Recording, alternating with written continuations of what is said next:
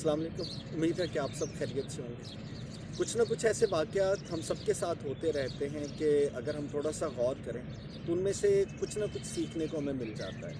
हमारे कोलीग हैं जिस ऑफ़िस में हम सारा दिन इकट्ठे होते हैं, काम करते हैं। दोपहर में वज़ू करने के लिए उन्होंने घड़ी उतारी और घड़ी उतार के उन्होंने कहीं रखी।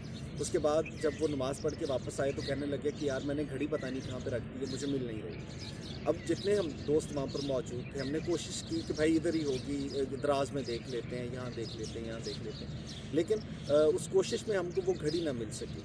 खैर, सबने सोचा कि घड़ी जो है वो जाएगी कहाँ, यहीं पे होगी। एक कोलीग है, उन्होंने पूछ लिया, उन्होंने कहा यार वो आपकी घड़ी किस तरह की है? कोई डिजिटल वॉच है? तो उन्होंने कहा नहीं भाई वो जो क्लासिक घड़ी होती है जिस पे सुई चल रही होती है टिक टिक करके, वो वाली घड़ी मेरी थी। तो पता नहीं मैंने कहाँ पे रख दी। चलें जी, कोई बात नहीं, उसको तलाश कर लेंगे। वक्त गुजरा और जब क्लोजिंग का टाइम था, हमने ऑफिस से निकलना था, तो लाइटें वाइटें बंद करके सब निकल पड़े। तो हमारे एक दोस्त है, उन्होंने कहा कि यार 1 मिनट ठहरो, मैं ना अभी देख के आता हूँ, हो सकता है घड़ी मिल जाए। अब वो वापस आए हैं और हम सब चलते हुए जा रहे हैं, ये सोच रहे हैं कि यार सबने कोशिश किया, घड़ी कहाँ मिलनी थी, तो चलें कल आके ढूंढ लेंगे। कि इतनी देर में तकरीबन 1 मिनट के बाद वो पीछे से वापस हमारे साथ आए, उन्होंने कहा जी कि वो घड़ी मिल गई है मुझे। हम सब बड़े परेशान कि सब लोगों ने मिलके तलाश करने की कोशिश की, घड़ी नहीं मिल रही। आप गए हैं 1 मिनट के बाद घड़ी लेके आ गए, कहीं आपने मजाक तो नहीं किया? तो कहते नहीं, ऐसा नहीं है। हुआ ये कि जब हम सब घड़ी तलाश कर रहे थे, तो चूंकि हम लोग भी ज़्यादा थे, हम भी बोल रहे थे, फिर कमरे में पंखे चल रहे थे, एयर कंडीशन का शोर था। तो उस दौरान अगर घड़ी नहीं मिली तो वापसी पे आते हुए मैंने सोचा कि वो बता रहे थे कि मेरी जो घड़ी है वो जो टिक टिक करके सुई वाली घड़ी है, डिजिटल नहीं है। तो उस वक्त सारे ऑफिस की लाइटें बंद थी, उस वक्त ऑफिस में सारे पंखे बंद थे, अप्लाइंसेस बंद थी। तो मैंने कहा शायद हो सकता है ऐसे में मुझे आवाज़ आ जाए। तो मैंने जाके 2-3 जो दराज थे, टेबल थे, उनके पास खड़े होके इतने सुकून में ढूंढने की कोशिश की और मुझे सुनाई दे गया कि घड़ी जो है वो कहाँ पे। तो उन्होंने दराज में रखी, वहाँ से गिर के वो नीचे, तो कहते हैं उसकी ना हल्की हल्की टिक टिक मुझे महसूस हो रही थी, जिससे मैं घड़ी तलाश कर पाया। अब इससे जो समझने की बात मुझे समझ आई कि कई बार मसला जो है ना वो इतना गंभीर होता नहीं है, लेकिन चूंकि ज़िंदगी बड़ी तेज़ हो गई, हम अपनी तेज़ी के चक्कर में दिमाग में एक वक्त में इतना कुछ चल रहा होता है और सोचों का इतना शोर होता है कि कोई बात ना तो समझ आती है, ना किसी मुश्किल का हल समझ आता है। ऐसे में अगर थोड़ा सा सुकून हो ना, तो आपको बहुत सी बातों का हल भी मिल जाता है। और अक्सर आपने सोचा है कि आप कभी अकेले हों कमरे में या किसी पुरस्कून जगह पर होना, तो आपको बैठे हुए अचानक बहुत से इनोवेटिव आइडियाज़ भी आते हैं और बहुत सी मुश्किलात का हल भी मिलता है, और शायद उसकी वजह भी यही होती है, उस वक्त हमारा दिमाग थोड़ा सा पुरस्कून होता है। अच्छा, इसी तरह एक वाक़या मैंने और पिछले दिनों ऑब्ज़र्व किया और बड़े मज़े का वाक़या था मेरे लिए, उसमें भी सीखने वाली काफ़ी चीज़ थी। एक हमारे दोस्त ने, चूँकि मैं गाँव से ताल्लुक़ रखता हूँ, तो वो एक दिन दोपहर को कहने लगे कि यार मैं ना आज फसलों में काम करने गया था, तो मेरा मोबाइल कहीं गिर गया। मैंने बड़ी कोशिश की ढूँढने की, मुझे समझ नहीं, अब चूँकि सारा दिन मैं वो खेतों में फिरता रहा, तो मुझे इतना तो अंदाज़ा था कि किस-किस खेत में मैं गया हूँ, लेकिन यार मुझे मोबाइल नहीं मिला।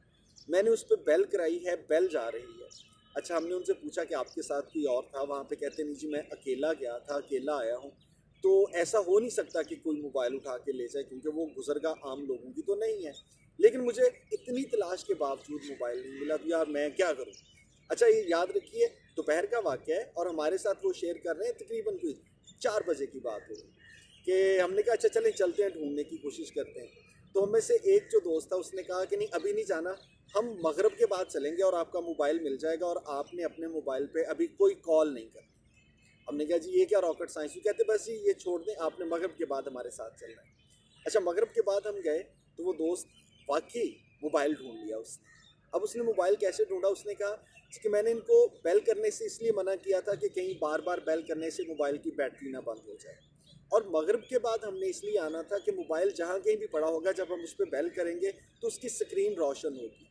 तो वो हल्की सी लाइट आपको रात में कहीं से भी नज़र आ जाएगी कि अगर रात में जुगनू चमकता हुआ नज़र आता है तो मोबाइल तो फिर स्क्रीन बड़ी होती है। तो मुझे था कि शाम को हम जब जाएँगे, अंधेरा हो जाएगा तो मोबाइल मिल जाएगा, और ऐसे ही हुआ। उन्होंने जाके बेल की, वो खेतों में अंदाज़ा हो गया कि कहाँ पे लाइट जल रही है, और उनको वो मोबाइल मिल गया।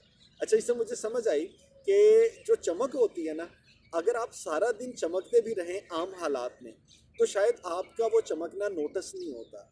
लेकिन जब मुश्किल वक़्त होता है, जब इर्द-गिर्द अंधेरा होता है, ऐसे में हल्की-सी रोशनी जो है, वो आपके होने का पता देती है। वो मकूला तो आपने सुना ही होगा कि जो हिम्मत वाले लोग होते हैं वो मुसीबत में घबराया नहीं करते। जो हिम्मत वाले लोग होते हैं उनको याद रखना चाहिए कि सितारे हमेशा रात में चमकते हैं। अब ऐसा नहीं है कि सितारों में दिन में रोशनी नहीं होती, रोशनी तो होती है, लेकिन वो सूरज की रोशनी के मुकाबले में हमें नज़र नहीं आते। और जैसे ही सूरज की रोशनी ख़त्म होती है, अंधेरा छाता है, तो सितारे की रोशनी भी नज़र आती है और सितारे की चमक भी महसूस होती है। इसलिए ज़िंदगी में कभी भी मुश्किल हो, परेशानी हो, तो ये पल्ले बांध लें कि सितारे हमेशा उस वक्त चमकते हैं जब अंधेरा होता है। सो दिन के वक्त तो चमके, लेकिन किसी मुश्किल में, परेशानी में, ये सोच आपके साथ होनी चाहिए। अल्लाह ताला आपके लिए आसानियाँ रखे और आपको ज़िंदगी में कामयाब होगा।